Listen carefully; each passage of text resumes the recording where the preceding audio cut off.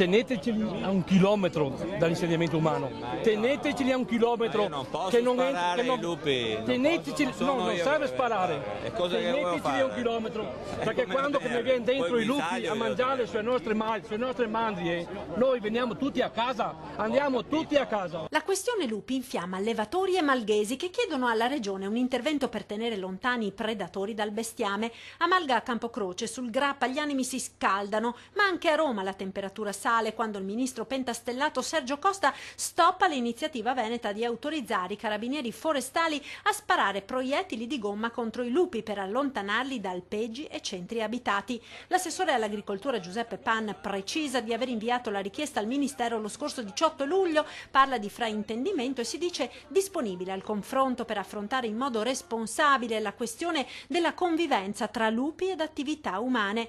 Ribadisce la posizione del Veneto il presidente Zaia. La competenza è squisitamente del Ministero dell'Ambiente, ma non è che faccio scaricabarile, lo si sa.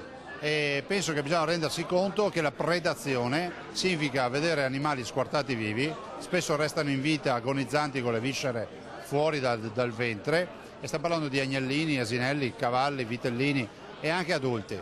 Allora, se uno si pone il tema dell'animalismo, del rispetto, del benessere animale, deve sapere che c'è anche l'altra faccia della medaglia, che a seguito di animali muoiono altri animali. Qualcuno potrebbe dire ma è la catena biologica. Non è la catena biologica, perché questo non è ecosistema, perché nella catena biologica tu vai a caccia, non vai nei recinti ad ammazzare delle bestie inermi. Gli allevatori sono esasperati e molti hanno già annunciato l'intenzione di lasciare. Pensare che 30 maglie del Grappa spariscano perché la predazione dei lupi le faccia sparire, direi che è proprio negativo. Noi dobbiamo fare in modo che i malghesi restino.